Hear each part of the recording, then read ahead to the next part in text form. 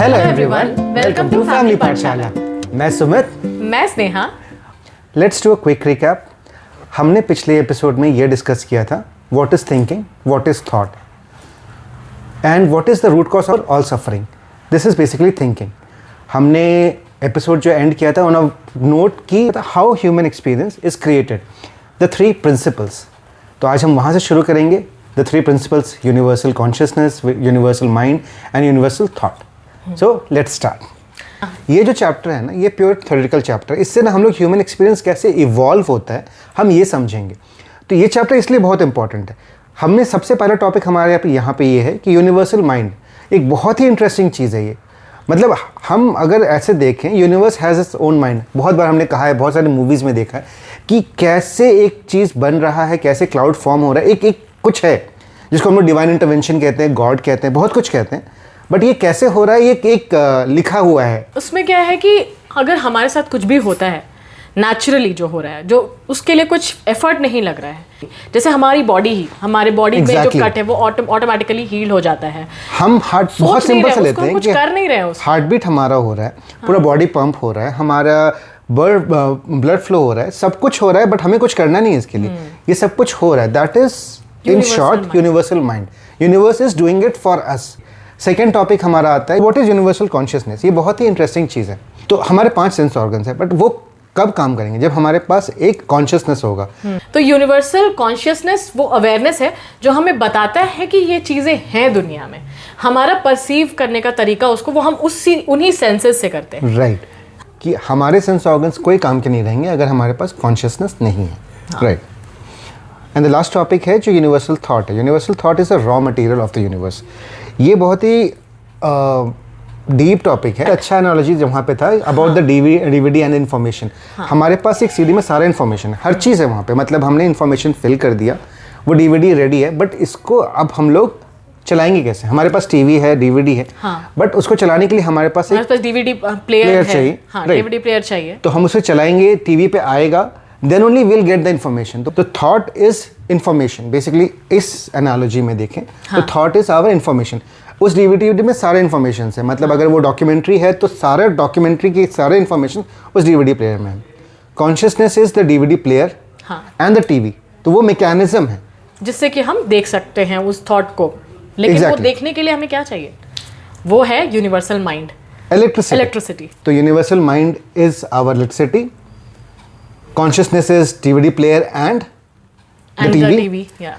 And the thought is our information on the DVD. हम जब भी कोई एक्सपीरियंस करते हैं यही 3 चीज़ें हमें ज़्यादातर चाहिए होती हैं: यूनिवर्सल थॉट, यूनिवर्सल माइंड और हमारा universal consciousness to experience it. Next chapter is if thinking is the root cause of our suffering, how do we stop thinking. ये बहुत इंटरेस्टिंग है। बहुत अच्छा एग्जाम्पल था वहाँ पे ज़ेन पैराबल के बारे में। जो एक सामुराई है जो कि बहुत ही फेरोशियस है, वो जाता है एक ज़ेन मास्टर के पास, और वो जाके बस वो पूछना चाहता है how do we feel the heaven and the hello.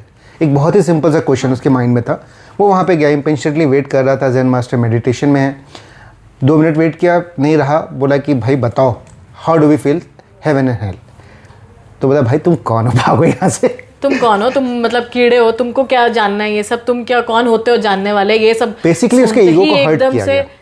वो तलवार निकाल लेता है। राइट। और तलवार निकालते ही वो जैसे ही उसके सर तरफ मार्च करता है कि कैसे ये बोल सकता है, बोलता है उसकी आंखों में देखकर तब वो ज़ेन मास्टर बोलता है कि this is hello.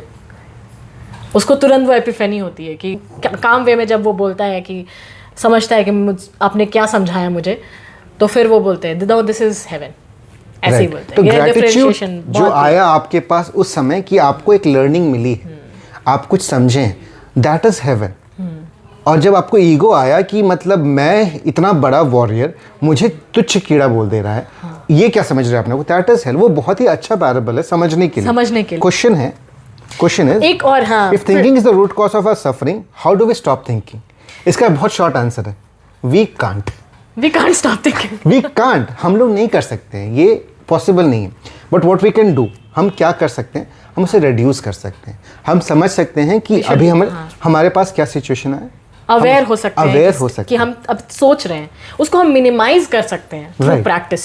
Through practice. एक और एग्जाम्पल इसमें है एक बॉल का। जैसे थिंकिंग क्या है ना कि हमारे अंदर से एंगर वगैरह कब आ जाता है। आप ऐसे ले लें कि एक वाटर है बॉल में, उसमें बहुत डर्ट है, आपने उसको स्टर कर दिया, पहला चीज़ तुम्हारे दिमाग में क्या आ रहा है अगर तुमको हम वो बॉल दिए कि ये लो नेहा ये बॉल है, क्या करना है इसके बारे में? इसी तरह साफ़ करना है उसको अगर पानी को, तो या तो उसको फिल्टर कर सकते हैं या बॉईल कर सकते हैं। एक और चीज़ कर सकते हैं उसके साथ, उसको हम लोग सेटल करने छोड़ दें। अगर हम सिर्फ उस बॉल ऑफ वाटर को जो हमने स्टर किया उसको अगर हम सेटल करने छोड़ दें, थोड़ी देर शांत छोड़ दें, तो अपने आप उसकी सारी जो गंदगी है, वो डर्ट और जो भी था वो सब बैठ जाएगा और वो फिर वो क्लियर वाटर बन जाता है। उसी तरह हमारी वो थिंकिंग है, हमारी जो थिंकिंग है वो क्या करती है, जब हम लोग बहुत ज़्यादा, जब आपको ऐसा लग रहा हो कि आप बहुत ज़्यादा डरे हुए हैं, बहुत ज़्यादा एजिटेटेड है, बहुत ज़्यादा आपको एंगर महसूस हो रहा है या फ्रस्ट्रेशन महसूस हो रहा है, तो आप ध्यान दीजिएगा, आप ज़्यादातर थिंकिंग के जोन में होंगे, आप सोच रहे होंगे बहुत ज़्यादा। जैसे ही आप ये चीज़ को लेके अवेयर हो जाएंगे कि आपकी थिंकिंग की वजह से ये सब हो रहा है, तो आप थोड़ी देर के लिए काम हो जाइए, थोड़ी देर के लिए उसको शांत होने की बेसिकली अवेयरनेस का फेज लाइए। हाँ, और वो उसी डर्ट की तरह आपका वो थिंकिंग भी मिनिमाइज करेगा। डिफिकल्ट है शायद, मगर हाँ, अगर आप करते हैं ना तो एक सेंस ऑफ कामनेस आ जाती है। हाँ, और भी ये एक, जब हम अगर दलदल होता है, जो दलदल में कहते हैं कि हम जब फंसने लग जाते हैं, तो उसमें भी यही कहा गया है कि जब तक आप उसको फाइट करते रहेंगे अपनी थिंकिंग को, जितना ज़्यादा आप रेजिस्ट करेंगे, आपको रेजिस्ट भी नहीं करना है आपको, जैसे कि आपने बताया कि वी कांट स्टॉप थिंकिंग, तो हमको उसको बहुत ज़्यादा रेजिस्ट नहीं करना है कि अब हमें थिंकिंग आ रही है, अब तो हम परेशान हो रहे हैं कि हमें थिंकिंग, पता तो चल गया कि thinking is the cause of all suffering, और अब हम क्या करेंगे, उसको फाइट करने की कोशिश कर रहे हैं कि नहीं अब तो हमें थिंकिंग आनी नहीं चाहिए। बट आपको क्या करना है, अवेयर होके, और क्विक सैंड की तरह, जैसे उसमें बोलते हैं ना कि आप निकलना चाहते हैं अगर आपको, तो आप शांत हो जाना है, फाइट नहीं करना है, रेजिस्ट नहीं करना, आप छोड़ दीजिए, आप अवेयर हो जाइए, अवेयर हो जाइए। राइट, तो बेसिकली अगर आपको पता है कि you can't stop thinking, then you come to understand कि चलो हम लोग अवेयरनेस लाएंगे and then we'll get calm, but there can be a phase कि आपको थिंकिंग एंड नॉन थिंकिंग के बीच में आप जज करेंगे, आपको समझ में नहीं आएगा कि अभी करना क्या है, and that is normal, that happens. तो आप घबराइए मत अगर आपको ये लगने लगे कि अरे भाई ये लोग तो बता दिए कि अब थिंकिंग करना है, सफरिंग है, बट हम लोग थिंकिंग से बाहर तो निकल नहीं पा रहे, तो हो सकता है हम लोग जंप करें, हम जगल करें कि हम अभी इस सिचुएशन में नॉट थिंक करना है और इसके बारे में थिंकिंग हो रही है, that is okay, that happens and that's fine, और ये होगा। और हम अभी उसी स्टेट में कि हमारे केस में अगर कोई चीज़ आती है तो हम सोचने लगते हैं कि इसके बारे में सोचना है और नहीं सोचना है, बेसिकली फोर्स कर रहे हैं अपने आप को कि नहीं सोचना, फिर हम थिंकिंग जोन पे चले जाएंगे। इसलिए हमें ये फाइट नहीं करना है अपनी थॉट्स को, मतलब अपनी थिंकिंग को फाइट भी नहीं करना है, आने देना है, ठीक है, अवेयर हो जाना है, और धीरे धीरे इसको जब प्रैक्टिस करेंगे तो वो रिड्यूस हो जाएगा basically. So this comes to our next question, और ये क्वेश्चन है, how can we possibly thrive in the world without thinking? हमने ये समझ लिया कि thinking is the root cause of our suffering, तो इस वर्ल्ड में बिना सोचे बिना थिंकिंग के हम कैसे जी सकते हैं? हाउ कैन वी थ्राइव, कैसे हम आगे बढ़ सकते हैं? जब आप बहुत अच्छा परफॉर्म कर रहे हैं, आप एक कंप्लीटली इंग्रोस्ड हैं किसी काम में, तो आपको लगता है उस वक्त आप कुछ सोच रहे होते हैं? एक्चुअली ये क्वेश्चन पे ना वो जोन में जा कर के सोचना, और मैंने ट्राई किया समझने का कि बट सोचते हैं क्या आप उस वक्त? वही कुछ थॉट नहीं होता उस समय, क्योंकि आप अपना एकदम फुल्ली आप उस समय उसी काम में डूबे हैं। अगर आप थिंकिंग करने लगेंगे तो काम होगा ही नहीं। तो जो बेस्ट स्टेट है जो हमारे माइंड का, वो यहाँ पे लिखा है कि हम अपना जो बेस्ट परफॉर्मेंस दे रहे होते हैं वो एक्चुअली पूरा हमारा टोटल स्टेट ऑफ फ्लो होता है। तो हम पूरे थॉट के फ्लो को यूटिलाइज कर रहे होते हैं डायरेक्टली, मतलब वो इन्फॉर्मेशन आ रही है और हम करते चले जा रहे हैं। यहाँ पे ना मुझे वो मूवी था ना डिज्नी का सोल, ये एक्चुअली ना being in the zone, and वो जो जोन को एक्सप्लेन किया था ना, दैट वाज मतलब बेस्ट पार्ट जो इस चैप्टर समझ में आ रहा था। हाँ, जैसे मेरे दिमाग में भी यही एग्जांपल, हम लोग दोनों जब ये मैंने एक्चुअली जब नेहा ने बताया था, मैंने बुक खोला और मैंने दिखाया कि देखो आई हैव रिटन दिस कि सोल है ये एग्जांपल, कि जोन में होने का मतलब हम कहते हैं ना कि हम जोन में चले जाते हैं, हम तो जोन वो वही था। वहाँ पे क्या होता है, वो पियानो बजाते बजाते वो ऐसे जोन में चले जाता है कि वो एकदम लगता है डिवाइन कनेक्शन होने लगता है उसको, वो अपने सोल में जीने लगता है बिल्कुल पूरी तरह। ये एक्चुअली द बेस्ट एग्जांपल था जिसे समझ सके।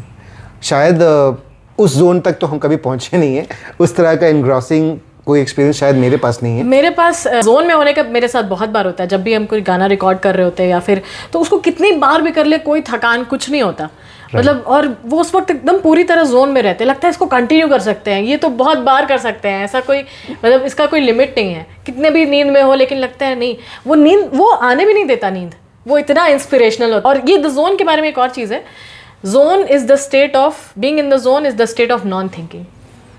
Being in the zone is a state of non thinking. This is the crux. इस चैप्टर का क्रक्स यही है. Yes. तो हम अगर थ्राइव कर रहे हैं तो बेसिकली आप उस जोन में हैं पर आप कुछ सोच नहीं रहे. आप उस जोन ऑफ नॉन थिंकिंग में ही हैं. और एक जापानीज कल्चर का एक टर्म है, उसके बारे में बताया है उन्होंने, मुशिन लिखा है, पता नहीं मुशिन ही बोलते हैं या मशिन बोलते हैं, जो बीइंग इन द जोन के फिनोमिनन को जापानीज बोलते हैं मुशिन. और इसमें क्या होता है कि जब आप, और ये स्टेट भी आप तभी पाते हैं जब आप बहुत प्रैक्टिस करते हैं. बहुत प्रैक्टिस के बाद क्या हो जाता है, जब आप बहुत ज़्यादा प्रैक्टिस किसी चीज़ का अध्ययन कर चुके हैं तो आपको उसमें कुछ सोचने की ज़रूरत नहीं पड़ती है. ऑटोमेटिकली वो आप एग्जाम पेपर पे ले लीजिए, जब हमने इतना ज़्यादा लर्न कर चुके होते हैं हम, तो हम सीधा लिखते चले जाते हैं. उस वक्त फ्लो करें, वो प्रैक्टिस से आता है. This comes to our next chapter. If we stop thinking, what do we do about our goals, ambitions and dreams? अगर हम सोचना ही बंद कर देंगे तो हमारे गोल्स के बारे में क्या, हमारे एम्बिशंस के बारे में लगेगा ही कि अब तो ये अगला author को भी क्वेश्चन लगा था ना. हाँ, ये अगला क्वेश्चन है जो दिमाग में आता है. चलो मान लिया कि हमें पता है कि हमें नहीं सोचना है, हम जोन ऑफ नॉन थिंकिंग में चले जाएंगे तो हम बहुत अच्छा करने लगेंगे. और being in the zone is basically being in non thinking parable. तो फिर हमारे ड्रीम्स, अचीवमेंट, ये सब के बारे में क्या? हाँ, हम क्या करें, तो मतलब नहीं सोचें? नहीं, ऐसा नहीं है. हमारे ऑथर ने हमें बताया है कि क्या करना है जब ऐसे सिचुएशन, क्योंकि वो भी पड़ गए थे इसी थॉट में. जैसे ही उनको समझ में आया कि अरे पता तो चल गया, थिंकिंग है सारे चीज़ का प्रॉब्लम, सारा जड़ थिंकिंग से है, स्टेट ऑफ नॉन थिंकिंग रहना है. तो नॉन थिंकिंग तो फिर हम करें क्या अपने गोल्स, ड्रीम्स और बेसिकली पहला क्वेश्चन तो यही आता है, अगर हम उस जोन में चले गए तो बेसिकली हमें क्या साधुत्व को ले लेना है, हम मॉन्क बन जाना है. But actually it's not a bad thing. पर हम लोग उसके लिए रेडी नहीं है. हम लोग अभी इस सिचुएशन में हमें बस उससे पॉजिटिव एक्सपीरियंस लेके हमें प्रैक्टिकली उसे इम्प्लीमेंट करना है. तो गोल्स को भी हमें डिफाइन करना पड़ेगा. बहुत तो अच्छा एग्जाम्पल है गोल्स के बारे में यहाँ पे कि there are two type of goals. Goals from desperation and goals from inspiration. तो हमारे गोल्स का दो सोर्सेज होते हैं, यही बताया उन्होंने कि जैसा आपने बताया डेस्परेशन और इंस्पिरेशन वाले. ज़्यादातर जो लोग, हम लोग सब जी रहे हैं, हम अपने गोल्स ऑफ डेस्परेशन से जी रहे हैं. ऐसा उन्होंने ऐसे बोला है कि, और ऐसे भी डिफाइन भी किया है उन्होंने कि गोल्स ऑफ डेस्परेशन जो है वो हमारे मीन्स गोल से आते हैं. वो मीन्स गोल क्या होते हैं? तो एक होता है मीन्स गोल, एक होता है एंड गोल. मीन्स गोल है हमारे एंड गोल तक पहुंचने का रास्ता. तो हम हमेशा, आपको कैसे पता चलेगा कि आप गोल ऑफ डेस्परेशन से जी रहे हैं या आप कोई काम गोल ऑफ इंस्पिरेशन से कर रहे हैं? जब आपको लगता है अंदर से कि ये काम करके मुझे ये पाना है. एग्जैक्टली. IIT JEE क्रैक करेंगे तो हम माइक्रोसॉफ्ट में जाएंगे. तो हमारा पर्पस अगर ये है, एंड गोल कुछ और है, तो ये मीन गोल आ गया. It's a very vague example. कभी कभी आपको गोल ऑफ डेस्परेशन में थकान होने लगती है कि आपको उतना फुलफिलमेंट, उतना फुलफिलिंग नहीं लगेगा वो पा लेने के बाद, उतना जॉयस फील नहीं होगा. बेसिकली मेरे साथ क्या था जब ये चीज़ हुआ था, तो मेरा अंडरस्टैंडिंग ये था कि सब कोई IIT JEE का प्रिपेयर कर रहा है, हम भी करेंगे. हाँ, दूसरे के गोल से. हाँ, क्योंकि सब कोई कर रहा है तो फिर अगर नहीं करेंगे तो हम पीछे रह जाएंगे. हाँ, तो इसीलिए मैंने प्रिपेयर करना शुरू किया. और हमको तो कोई इंटरेस्ट शायद हो ना हो, पता नहीं क्या इंटरेस्ट था उसमें, पता नहीं, बट सब कोई कर रहे, चलो करेंगे. और उस समय क्या, प्रिपरेशन के समय क्या रहता था, इतना पढ़ना है, ये करना है, वो करना है. बट अब अगर ये पढ़ रहे हैं तो समझ में आ रहा है कि that was goal of desperation. Since सब लोग कर रहे हैं, यही है, आगे जाके इंजीनियर ही बनना है और कुछ कर नहीं सकते. क्योंकि आइडिया भी नहीं था हमारा जनरेशन. तो ये गोल ऑफ डेस्परेशन ही था मेरे लिए. तो बहुत ऐसे गोल ऑफ डेस्परेशन हम लोगों के होते हैं कि जिसमें हम सोचते हैं कि हाँ ये कर लेते तो हम ये पाने. अल्टीमेटली जब हमारा पैसा कमाना एक गोल ऑफ डेस्परेशन है. गोल ऑफ डेस्परेशन है क्योंकि पैसा भी जो आप कमा रहे हैं वो भी आपको क्या करना है उस पैसे का. आपको पैसा इसलिए तो नहीं चाहिए कि हाँ मेरे को पैसा चाहिए, वो एंड गोल नहीं है ना, वो भी उससे भी बेसिकली पैसे कमाना इज नॉट एंड गोल, ये मीन गोल हो गया. क्योंकि पैसे से कुछ और आपको लेना है. हाँ, और वो क्या लेना है? वो हो सकता है फैमिली की खुशियां हो या कार हो या फिर जो भी, कोई भी. लेकिन वो भी कार भी क्यों लेना है आपको भैया? क्योंकि AC में घूम सके, लोगों को दिखा सके. या फिर फैमिली की भी खुशियां क्यों चाहिए? क्योंकि आपको उससे फुलफिल्ड फील करता है. गोल, फाइनल जो गोल होगा ना, वो इंटेंजिबल गोल होगा एक्चुअली. तो एक बहुत अच्छा एग्जांपल था गोल ऑफ इंस्पिरेशन के बारे में. ये वो चीज़ है ना जिसमें हमें खुशी मिलती है बेसिकली. अगर हम बहुत सिंपल सी चीज़ देखें, वाई सिंगर्स सिंग. एक सिंगर को गाना गाना है, उससे मतलब उसको शायद कुछ पैसे नहीं मिल रहे होंगे. एक डांसर को डांस करना है, वाई डांसर्स डांस. एक आर्टिस्ट को पेंट करना है. मतलब हाँ, ऐसे ही बहुत सारे हम लोग जब भी जो बेस्ट काम कर रहे होते हैं अपना, तो फिर हम ज़्यादा सोच नहीं रहे होते हैं और हम अपने उन गोल्स को, जब इंस्पिरेशनल गोल्स को जब जीते हैं तो हमें बहुत खुशी होती है. तो ऐसे आपको पता चलेगा कि आप कैसे, वो आपका कैसा गोल है। और इसमें ऐसा नहीं है कि कोई मीन्स गोल है तो बैड है या गुड है, ऐसा कुछ नहीं है। आपके मीन्स गोल आपको ज़रूरत देते हैं, और बस आपको बस पता है जब कि आपके ये गोल्स जो हैं मीन्स गोल हैं और आपका एंड गोल कुछ है जो आप पाना चाहते हैं, तो आपने डिफाइंड लाइफ में आपको पता रहता है, तो आप और फुलफिलिंग लाइफ जी सकते हैं और खुशी से जी सकते हैं। और इससे हमारा आता है बहुत ही प्यारा और अच्छा next, unconditional love and unconditional creation. ये चैप्टर ना बड़ा इंटरेस्टिंग था। इस चैप्टर में ना बहुत अच्छा एक बहुत सिंपल और बेसिक क्वेश्चन है जो ऑथर अपनी गर्लफ्रेंड या वाइफ से पूछ रहा है कि why do you love me. और ये बहुत ही सिंपल है, सब कोई पूछे ही होंगे अपने लव्ड वन से कि why do you love me. तो इसका ना बड़ा अच्छा आंसर था। हम हमेशा एक रीज़न खोजते हैं कि इसलिए ये 3 4 5 6 7, बट आप पूछते हैं भाभी आपसे पूछे कभी कि, या फिर आप पूछे भैया? काफ़ी बार, शुरू में तो हमने बहुत बार पूछा है और प्रैक्टिकली ना हमको आंसर नहीं पता था। तो पता नहीं अनकंडीशनल था कि नहीं, बट हम बोले पता नहीं। अनकंडीशनल है मतलब है वो, क्योंकि एक्चुअली यही बताया है इस बुक में कि जब प्यार आप किसी से करते हैं और आपको नहीं पता क्यों करते हैं, तो वो कोई कंडीशंस नहीं है उसके साथ। और जब आप सोचने लग जाते हैं कि क्यों प्यार करते हैं इससे, तो मतलब आप कंडीशंस लगा रहे हैं। कोई कंडीशंस नहीं है जहाँ पे, वो है अनकंडीशनल लव। ये बहुत ही मीन्स एक्चुअली क्या कहेंगे इसको, आई ओपनिंग था कि बेसिकली आप किसी कंडीशन के बेस पे अगर कर रहे हैं तो मतलब इसके पीछे आपका कुछ मीन्स छुपा हुआ है। हाँ। और आप अगर अनकंडीशनल हैं, कोई कंडीशंस के पीछे नहीं है। एक बहुत सिंपल सा एग्जांपल रहता था, जैसे कि आपके घर में अभी कभी बच्चा होता है, वो अनकंडीशनल लव ही रहता है हमेशा उसके लिए। हाँ, और ये अनकंडीशनल लव हमारा भगवान से भी है। और वो अनकंडीशनल लव जो इसको कैसे क्रिएट किया है कि we are all connected to this pure unconditional love which is God. हमारे अंदर ये अनकंडीशनल लव भरा भी हुआ इसलिए है क्योंकि हम सब कनेक्टेड हैं इस अनकंडीशनल लव से। तो यहाँ से ये कनेक्टेड है फिर इस बुक को। थोड़ा फिलोसफी है। हाँ। बहुत टाइम लगा था समझने में, बट जब एक्सप्लेन कर रही हो ना तो इट बिकम्स वेरी सिंपल। तो अनकंडीशनल क्रिएशन भी तभी क्रिएट होता है। अनकंडीशनल क्रिएशन की बात हुई है यहाँ पे, वो भी तब क्रिएट होता है, वो जो प्योरेस्ट फॉर्म से जब हम क्रिएट करते हैं वो अनकंडीशनल क्रिएशन होता है, जो मतलब आपको उसका वो आपको ऑ में ले ही जाएगा कि अरे। तो ये जो हमने पिछले चैप्टर में डिस्कस किया था ना, हाँ। तो यहाँ पे बहुत अच्छा सा उसका कोरिलेशन था। हाँ। कि अगर एंड गोल है आपका, इससे आप कुछ और नहीं चाहते हैं, आपका क्रिएशन का पर्पस ये नहीं है कि ये क्रिएट हो जाएगा तो हम को ये मिल जाएगा। जो ये अगर सेकंड पार्ट उस चीज का नहीं है, then it becomes very evident कि ये आपका एंड गोल है, तो दैट इज अनकंडीशनल क्रिएशन। हाँ, और उस जब आप अनकंडीशनल लव से किसी चीज को क्रिएट करते हैं विदाउट कीपिंग कंडीशंस, तो फिर you actually immediately start feeling that positive feelings, जो हम positive feelings at the end of वो एंड गोल की बात करना। हाँ, वो जो फुलफिलमेंट के बाद हम फील करना चाहते हैं कि हाँ ये वो फुलफिलमेंट की फीलिंग जो हम लाना चाहते हैं, जॉय फीलिंग को फील करना चाहते हैं या लव की फीलिंग को फील करना चाहते हैं, वो सारी फीलिंग्स हमें उस दौरान भी आ सकती है अगर हम किसी चीज़ को बाय इंस्पिरेशन कर रहे हों विथ अनकंडीशनल लव। एक बहुत ही अच्छा मैसेज जो है इन सारे चैप्टर्स का, इतने चैप्टर्स में हमें पता चला। तो हमने जब एक बार समझ लिया यहाँ टोटलिटी में कि थिंकिंग क्या है, थिंकिंग को कैसे रिड्यूस कर सकते हैं, अपने आप को हम कैसे अच्छा एक लाइफ दे सकते हैं, अपने ह्यूमन एक्सपीरियंसेस कैसे अच्छे कर सकते हैं, और जब ये सारा जॉय लव और पीस जब हम फील कर सकते हैं, तो अब हमें नेक्स्ट क्या करना है इन सारे एक्सपीरियंसेस के साथ, ये हम अगले एपिसोड में अच्छे से एक्सप्लेन करेंगे, समराइज करेंगे इस टॉपिक को। इसी के साथ आशा करते हैं कि आपका नया साल मंगलमय हो। Wish you a very happy new year. Happy new year 2026।